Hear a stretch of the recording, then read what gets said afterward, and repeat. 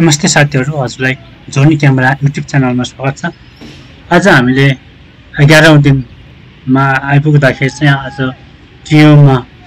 के कार्यहरू भइरहेको छ भनेर हेर्न गएका छौं र हजुरले देख्न सक्नुहुन्छ यति राति पनि यहाँ कामहरू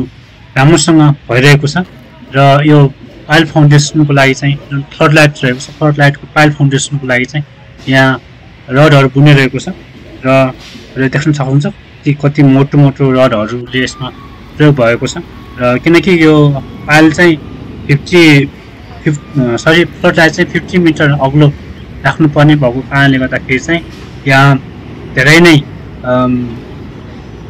गहिरोसँग चाहिँ हामीले पाइल राख्नुपर्छ, फाउन्डेसन राख्नुपर्ने हुन्छ। त्यसकारण चाहिँ थुप्रै पाइलका कामहरू, फ्लड लाइटको कामहरू पनि एकदम अगाडि बढेको हामीले देख्न सक्छौँ र फ्लड लाइटको मात्र नभएर अहिले यहाँ देख्न सक्नुहुन्छ यहाँ अरू कामहरू पनि अगाडि बढिरहेको छ र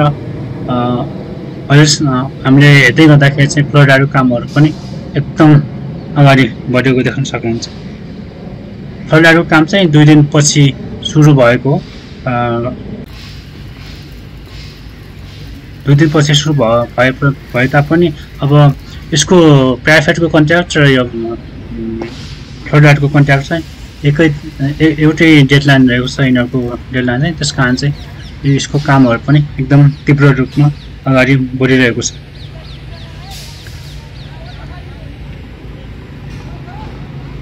र यहाँ चाहिँ हजुरले देख्न सक्नुहुन्छ प्राइभेटमा पनि एकदम अगाडि बढिरहेको छ र यो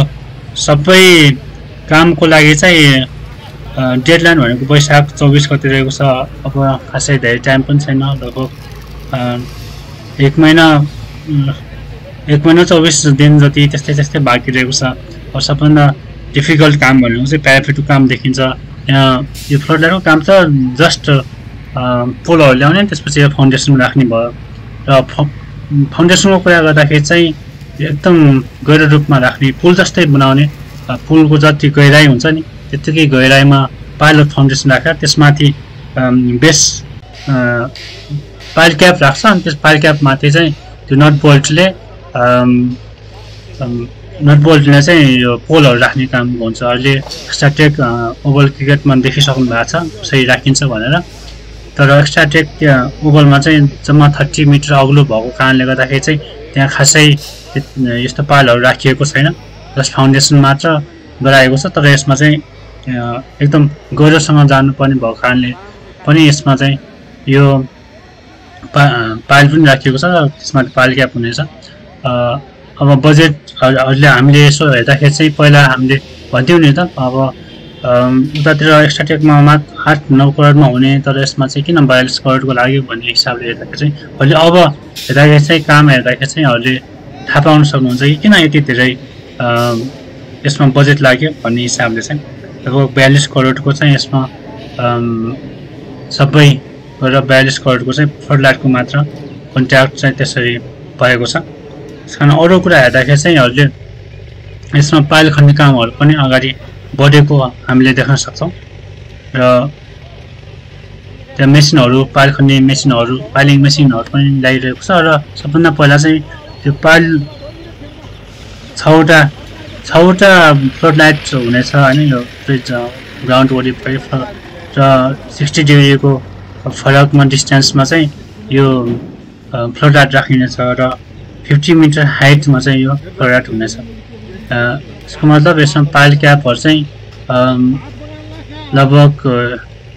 एउटामा चाहिँ लगभग 3वटा जति बन्छ सायद 3टा जति चाहिँ पाइलहरू बनाएर एउटा फ्लड लाइटको लागि चाहिँ 3टा अथवा 4वटा त्यसरी राख्न सकिन्छ र यहाँ फ्लड लाइटको कामहरू चाहिँ एकदम अगाडि बढेको देख्न सक्नुहुन्छ। यहाँ कर्मचारीहरू पनि एकदम थुप्रै कर्मचारीहरू रहेका छन् र साँझ राति दिउँसो सबै सिफ्टमा चाहिँ काम भइरहेको छ र यहाँ चाहिँ प्राइभेटको कामहरूले हेर्दाखेरि चाहिँ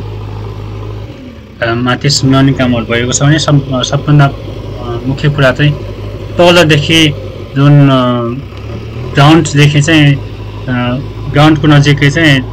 फाउन्डेसनको लागि त्यहाँ चाहिँ फाउन्डेसनको लागि चाहिँ जग खनिएको छ र त्यसपछि चाहिँ त्यहाँ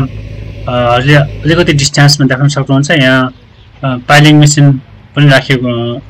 जोडिँदैछ र यो पाइलिङ मेसिनले चाहिँ यहाँ पाइल खन्ने छ, जस प्याराफाइटको पाइल खनेर त्यसमा चाहिँ ठुल्ठुलो रडहरू ठुल्ठुलो डन्डीहरू राखिनेछ र त्यसपछि चाहिँ मात्र माथि चाहिँ पिलरहरू बनाइनेछ। त्यस कारण चाहिँ यसको सामग्रीहरू पनि आइसकेकोहरूले यहाँ देख्न सक्नुहुन्छ र यो चाहिँ दुईटा बक्सको लागि चाहिँ यो चाहिँ सुविधा सम्पन्न प्याराफिट हुनेछ यो भागमा चाहिँ र सबभन्दा बढी रुचाएको भाग पनि यही थियो र यसमा हजुरले देख्न सक्नुहुन्छ अहिले चाहिँ फाउन्डेसनको लागि यहाँ खनिसकेको छ र त्यसमाथि चाहिँ फाउन्डेसन बनेछ अनि मात्र माथि चाहिँ प्याराफिट बनेछ। यसमा चाहिँ सुविधा सम्पन्न टोयलेटहरू हुन्छ भनेको छ र जम्मा 10,000 क्षमताको चाहिँ अहिले ग्राउन्ड बनिरहेको छ र 10,000 कुल क्षमता चाहिँ 25,000 भनेर भनिएको छ। त्यो चाहिँ दोस्रो चरणमा डिजाइन गर्ने भनेको छ। अब यो चाहिँ यसपटकको एनपिएलको लागि 10,000 जति चाहिँ ग्राउने र त्यसै हिसाबले चाहिँ एनपिएलभन्दा अगाडि चाहिँ थुप्रै अन्तर्राष्ट्रिय गेमहरू पनि नेपालमा रहेको छ। त्यसलाई समेत ध्यानमा राखेर चाहिँ यो ग्राउन्ड विकास गर्न लागि छ। त्यो गेमभन्दा अगाडि चाहिँ यो सम्पूर्ण सक्ने कुराहरू रहेको छ। पिचको कामहरू चाहिँ केही पनि गरिने छैन र पिच बाहेकको कामहरू बाहिर जुन प्याराफिट र फ्लडलाइटको कामहरू चाहिँ गरिनेछ। सायद त्यो अन्तर्राष्ट्रिय गेमहरू जुन नेपालले खेल्दैछ त्यो अन्तर्राष्ट्रिय गेम यी फ्लडलाइट सहित हुन पनि सक्छ र फ्लडलाइट चाहिँ पुरानो काम चाहिँ एकदम अगाडि बढिसकेको हजुरले देख्न सक्नुहुन्छ। चाहिँ अहिले राति पनि एकदम कामहरू भइराखेको छ र हजुरले जाँदाखेरि हजुर प्रायः मानिसहरू यहाँ सार्वजनिक